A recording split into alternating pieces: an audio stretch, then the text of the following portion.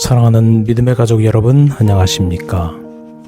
요한계시록 17장 17절과 18절 말씀입니다. 이는 하나님이 자기 뜻대로 할 마음을 그들에게 주사 한 뜻을 이루게 하시고 그들의 나라를 그 짐승에게 주게 하시되 하나님의 말씀이 응하기까지 하심이라. 또 내가 본 그 여자는 땅의 왕들을 다스리는 큰 성이라 하더라. 열 왕과 짐승이 의기투합하여 큰 음녀를 멸망시키는 게 하나님의 주권과 계획에 있음을 말하고 있습니다. 비록 그 뜻이 자기들의 의도이지만 그것을 통해 하나님의 뜻이 이루어질 것입니다.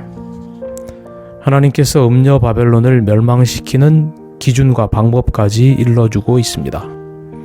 그가 준 대로 그에게 주고 그의 행위대로 갑절을 갚아주고 그가 섞은 잔에도 갑절이나 섞어 그에게 주라.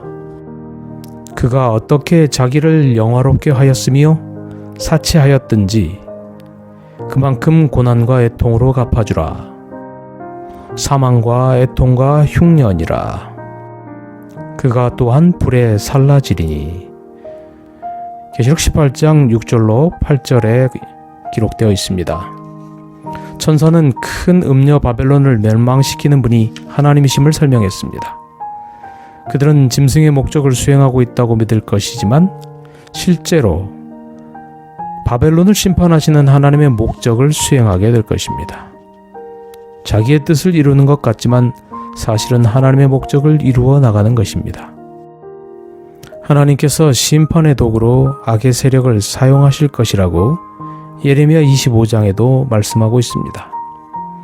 짐승이 흥황하는 것은 하나님의 도구로 쓰이도록 계획된 것이며 바벨론이 자중질환으로 멸망하는 것도 하나님의 섭리라고 알 수 있습니다.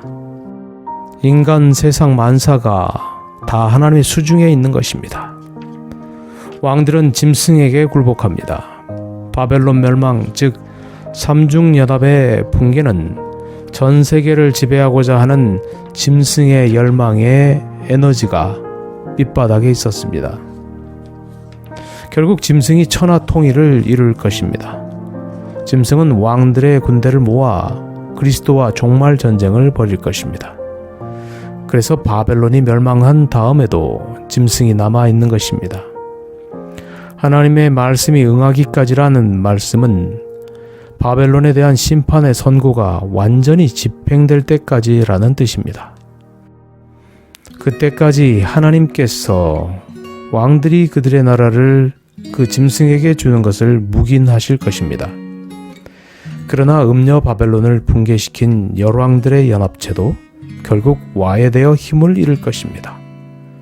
16장 19절에 만국의 성들도 무너지니 라고 하였습니다. 만국의 성들이란 온 천하 임금들의 동맹을 의미합니다. 결국 세상 나라는 사탄의 손에서 벗어나 완전히 하나님과 그리스도의 나라가 될 것입니다. 18절 말씀에 보면 천사는 음녀의 정체를 다시 한번 두 가지로 요약 제시합니다. 첫째, 음녀는 큰 성이라고 말합니다. 이 문구는 5절의 의미와도 맥이 닿아 있습니다. 그의 이마에 이름이 기록되었으니 비밀이라, 큰 바벨론이라, 땅의 음녀들과 가증한 것들의 어미라 하였더라. 음녀 바벨론과 큰 성 바벨론은 동일한 것입니다. 그들은 부패한 동일한 종교 조직체를 상징합니다. 하나님의 심판이 이 세상을 지배해온 모든 악의 권세를 상징하는 그 조직체에 임할 것입니다. 둘째, 음녀는 땅의 왕들을 다스리는 자입니다. 땅의 왕들은 짐승의 열뿔 곧 열왕으로 상징된 자들입니다. 다시 말하자면 종말 시대에 음녀의 영향권에서 전 세계적으로 나타날 정치적 세력들입니다. 이 왕들은 짐승과 내적으로 밀접하게 연관되어 있습니다. 하나님은 사탄의 세력의 연합체인 음녀와 짐승과 왕들의 자중질환을 통해 정치 세력과 연합한 종교계에 있을 부패한 배도의 음녀를 심판하시게 될 것입니다. 하나님의 손길이 가끔은 보이지 않지만 역사는 언제나 하나님께서 주관하신다는 사실을 보여줍니다. 오늘 주님께서 우리의 삶을 주관하고 계신다는 확신 속에 살기를 소망합니다.